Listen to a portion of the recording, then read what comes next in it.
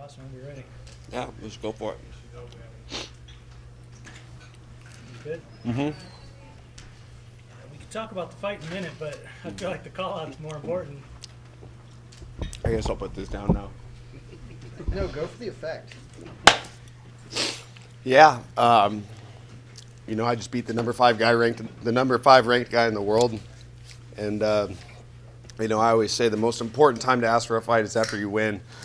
You got to capitalize, and I'm not out to engage in some verbal pissing match with the guy. I respect his skills. He's super tough. I'm just trying to get to a world title, and I think that's the fight that makes most sense when you look at the top 5.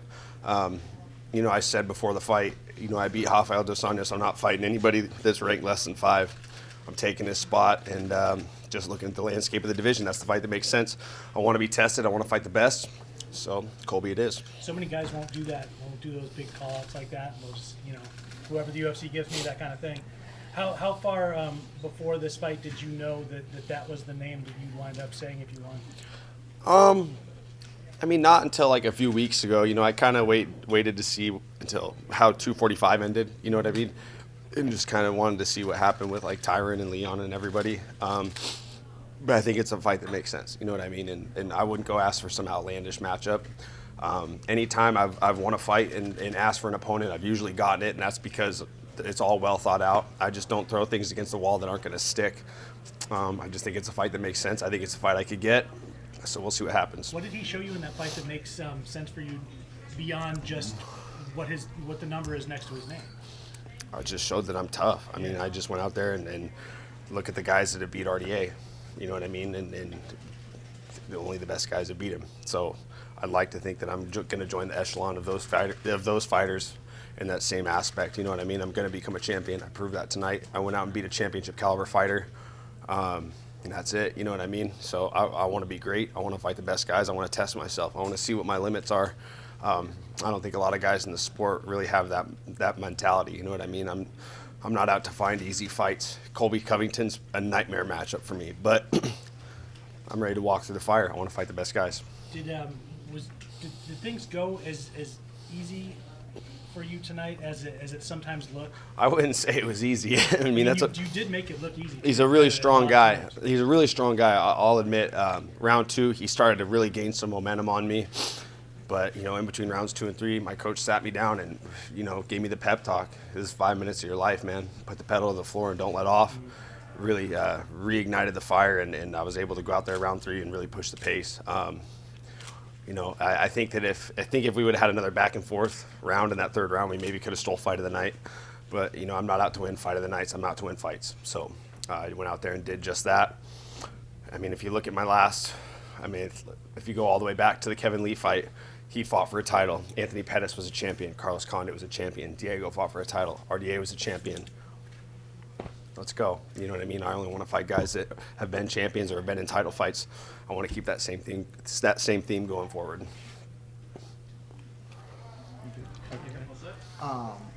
Third fight now at welterweight. How are we feeling?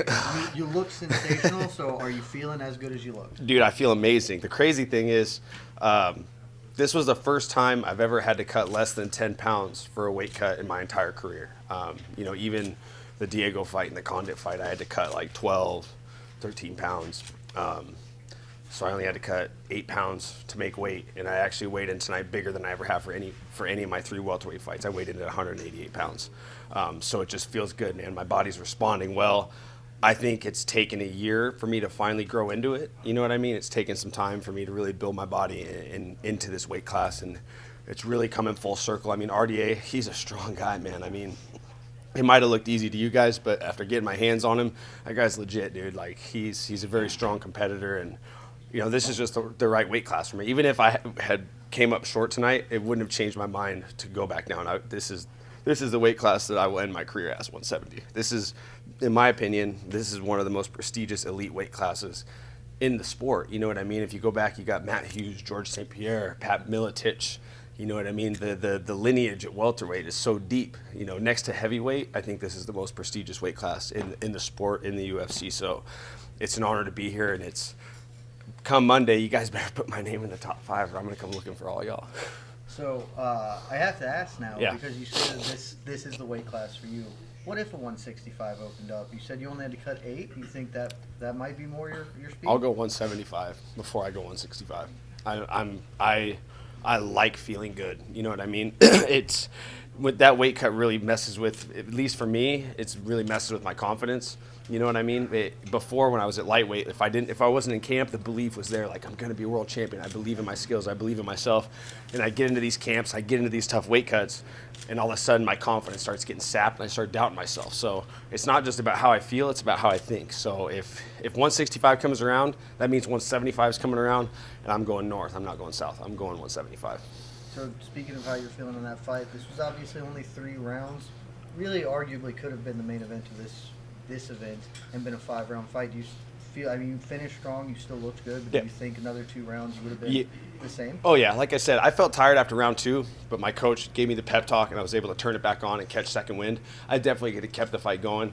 I mean, I'd have to go back and watch, but, my corner said it looked like he was pretty fatigued as well. And I'm a dog, man. It's just because I get tired doesn't mean I'm going to lay off the gas. You know what I mean? So, but with that being said, if it was a 5-round fight, we would have trained for a 5-round fight. So, it's kind of a different scenario. But, 5-round main event comes around, I'll be ready. Absolutely. You're wrestling with Sharp tonight. I saw coming into this fight, at the very least, you were training with former NCAA champion Mike Machiavello. Sorry if I'm mispronouncing that. How long have you been working with him, and did that was that for this fight specifically? Did that affect this fight? Do you think it was good for you? That was just this fight week, honestly. Was it? Yeah, we got out here Sunday. I got out here early. I got a hold of Nick Gwizdowski, and he kind of introduced us to the guys at NC State, and Mike kind of, tagged along with us. Awesome guy. I actually gave him some gloves and some gear to kind of like, hey, man, come to the dark side. Come to the dark side when you get done with your international wrestling career. Come do MMA. But he's an awesome guy, man, and it was cool that, my last hard workout before I started the weight cut, we actually got to roll around, and he showed me some techniques, and he was just super cool, man. I mean, if you ever see the guy, he's a freaking gorilla, and I watched him at one of his wrestling practices, and I watched him going live, picking up heavyweights above his head, and so I'm like getting ready to roll with him, and I'm like, all right, man, be easy on me. I didn't even make it to state in high school, so don't hurt me. You know what I mean? But he was an awesome guy, dude. Super cool to roll with, and I can see myself doing that more in the future. If this Colby fight happens, I know you said it's not necessarily anything personal against him. It's more about where he is in the rankings.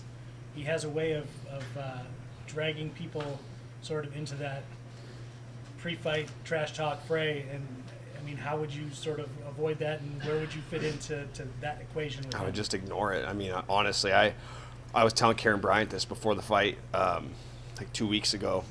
I'm 0-2 in fights that I've tried to get into the trash talk stuff. You know what I mean? And that just because I'm not going to engage in it, that doesn't mean he's not going to. I know he'd be chirping and barking at me, and that's fine. I'm just not going to engage in it. I'm not going to buy into it. I'm just here to win fights. I'm not going to go against my personality. I'm not going to go against who I am. You know what I mean? I tried that. I tried to get into the trash talking. I even tried changing my style to turn into some striker, and I went out and got beat by Anthony Pettis and looked like a fool trash talking through that whole process. So it's like, I'd rather just let it be, man. I'd rather just be myself, and, if he wants to do his thing, that's great. But, I mean, you're not going to be able to drag me into that. Even if he talks about my mom or any of the shit that used to piss me off before, I'll keep my head. I'll just focus on the fight. Sorry, Mom. She's in the back there. If you can't get Colby, is there anybody else that would interest you? I know you're looking at top 5, but anything that jumps out at you? Top 5. I mean, I'm not really focusing on anything else. I'm not taking. My theme is always no backward steps. Especially, I just went from 0 to 5, so I'm not going backwards from 5. It's 5 and forward, and that's it. 3-0, beat former champion, former title challenger, former champion. I'm not going backwards. It's only forward from here. So if I got to wait for a while to get that fight, that's fine. Maybe somebody gets hurt before the London thing. If my nose isn't too busted up, then maybe I'll jump into that. Who knows? But I only want to fight top 5 guys. I won 3 fights in a row welterweight against 3 tough guys. I'm here to be a champion. So no backward steps from here on going forward. Like I said, 2020, I will end the year as #1 contender. Put that in your headlines. Thank you. That's great. Boom.